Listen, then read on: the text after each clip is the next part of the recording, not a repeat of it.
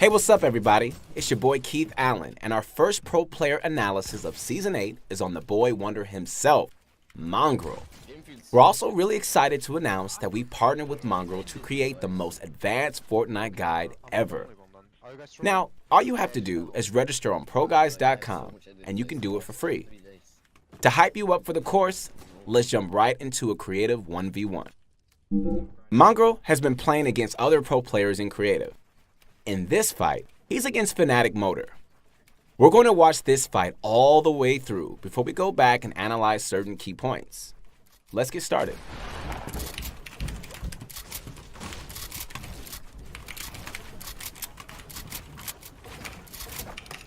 You got lucky.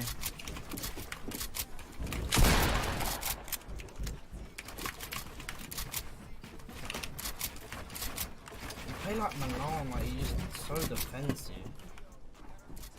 So this guy that's breaking all my shit.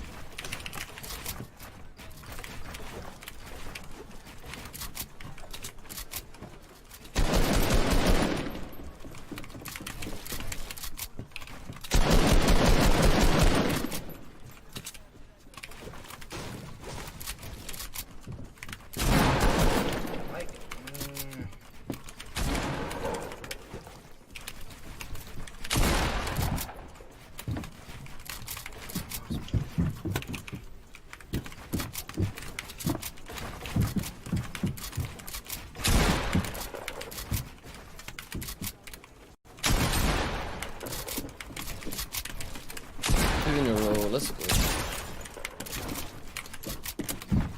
7 kill win and 9 kill win. I thought play, bro. How many rips did you have left? 50. Oh, wait, what? I said how many rips do you have left? You should use them all. Okay, I had one.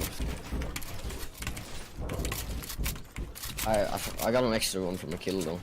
At one point fucking 4 people jumped into my box and I just got like 2 of them. Killed 2 of them. I don't even know what happened there.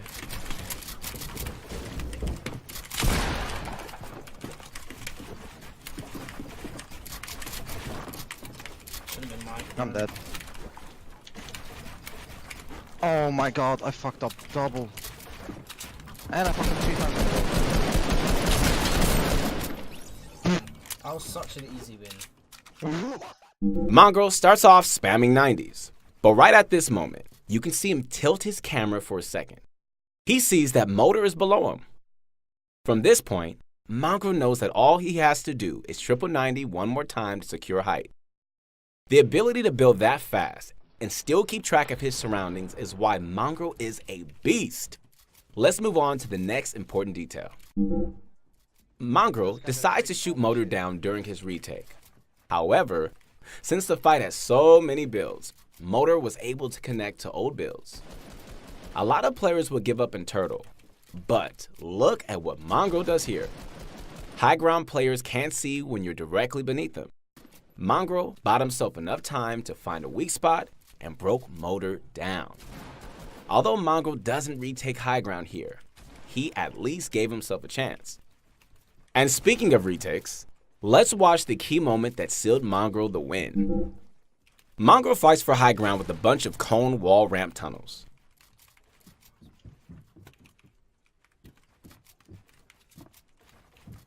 After a bunch of tunnels, Motor makes 2 huge mistakes back to back. His random side jump and then turning his back to Mongrel. These 2 mistakes pretty much sealed the deal. That's why dealing damage is arguably more important than high ground. Let's jump ahead and break down how Mongrel was able to close out the fight. Mongrel edits down from high ground to play aggressively. Motor takes his chance to retake high ground and Mongrel responds with a new defensive technique.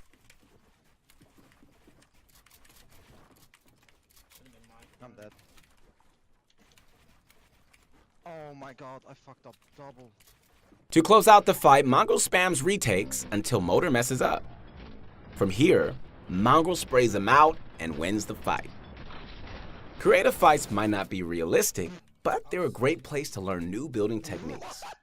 Practice the special ramp tunnel, the vertical tunnel, and general build fight awareness in your own creative 1v1s. If something didn't make sense in this clip, then seriously go back and watch it again. Everything he did was useful. If you don't need to rewatch the clip, then let's move ahead and watch a 5-kill pop-off. I want to focus on 2 things in this clip: his great chip shots and his tracking. Both of these things are extremely important. They are both really huge parts of build fighting. Mongrel wins high ground with the basic ramp floor wall and forces his opponent to cover up. The shot that Mongrel took here was a pre-aimed shot. It wasn't a mistake. He was expecting an edit. He follows up by coning the floor, which is something you should always do. To end the fight, take a look at how Mongrel sways from side to side as he edits. If you go for an edit play, then never stand still. Let's jump forward and see how Mongrel handles being pushed by an entire squad. Mongrel starts with the long-range cone, but lands a full damage pump instead. Most players would hide here and end up dying. You need to go for a retake instead. He hits a side jump and follows up with some Tfue classics. Although he fumbles the edit, he definitely had the right idea. Now, before we move on, let's talk about thirsting. I know it's the end thing to do, but there are some downsides. If Mongrel had thirsted, then he'd lose high ground. Instead, he stays up top and lands a huge shot on another player. He follows up by counterbuilding with floors and begins pressuring walls. Right as he pushes in, he gets shot down, but lucks out on a fall damage bug. Anyways, he's in the middle of the entire squad, and again, most players would turtle and probably lose. He does the same thing and goes for the retake instead of turtling. Another thing I want to point out is that he's using the special ramp tunnel again. Mongrel sees a player under him and tracks him for an easy shot. His opponent is building way too slow and gets caught up by a jump peak. Again, Mongrel continues fighting instead of thirsting. Once he finds his next enemy, he actually makes a mistake by building a wall. His opponent could have phased through and fought back, so I would have liked to see an aggressive all-in instead. Regardless, he goes for the chase and lands another chip shot and follows up with a nice cone. Now he's clear for the retake. He also lands another chip shot and breaks shield. Let's listen to the game sound and see if you can track exactly where this player is. From this spot, where is his opponent? Let's find out. If you knew the whole way through, then comment below. Alright, well, let's get back to the clip. There are 2 things that I really want you to learn from this clip. The first is chip damage.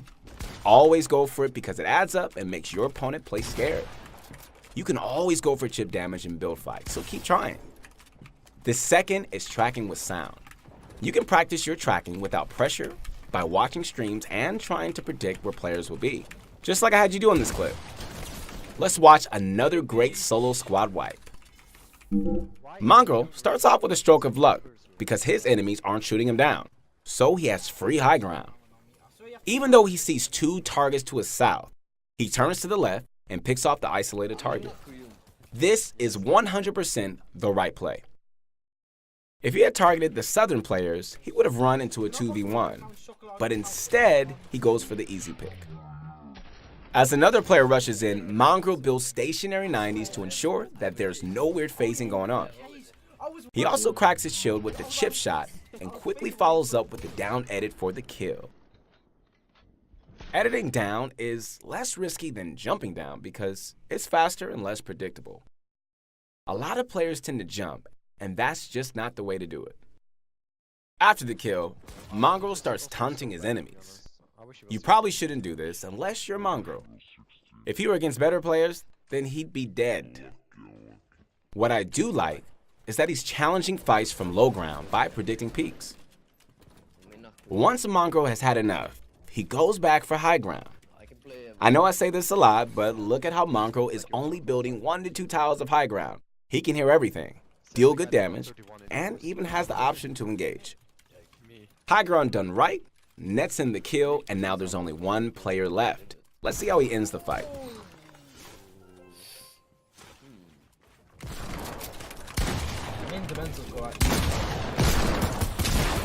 I'm not even kidding, man. It's so There are two things that you should learn from this clip. The first lesson is target selection. A lot of you play duo and squads, so target selection matters a lot. Pick the targets that are out of position and ask your team to focus fire. The second lesson is again to go for chip damage. Chip damage always opens the door for aggressive plays. We've been watching a lot of solo squads, so let's end with the perfect 1v1 fight. There were a bunch of nice builds and edits in this clip, so let's break it down slowly. The first thing that we have to look at is his high ground retake. He placed a floor and cone on top of himself to stop his opponent from counter building. Then he edited both and made an easy push for high ground. People don't do this because it's really hard to edit while running. It takes a lot of practice, but it's totally worth it to learn. The next thing I want to point out is his long range cone. This should show you how easily cones snap into other builds. Cones might seem intimidating at first, but they aren't too hard with some practice. To close out the fight, Mongo counter builds and edits down, earning himself a nice chip shot. His last move is a quick ramp flip and ends the fight with a successful all-in. Mongo is all about getting one counter build or one tile of high ground and then going in. A lot of players tend to hesitate, which gives your opponent time to make a counterplay. It's a tough thing to ask, but try your best to fight this aggressively every single fight. If things go wrong, then don't worry, Mongo makes plenty of mistakes too. Keep trying it. You'll get it before you know it. That's a wrap for our first analysis video of Season 8. If Mongo inspired you, then visit ProGuides.com to check out his course. You seriously do not want to miss it. Hey, it's your boy Keith Allen again, and if you want to connect with me, I would love to hear from you on my Instagram. A lot of you guys have been leaving comments, and it's really, really cool that you do so, so keep it up. You guys got any questions or comments, let me know. And stay tuned for all our future videos.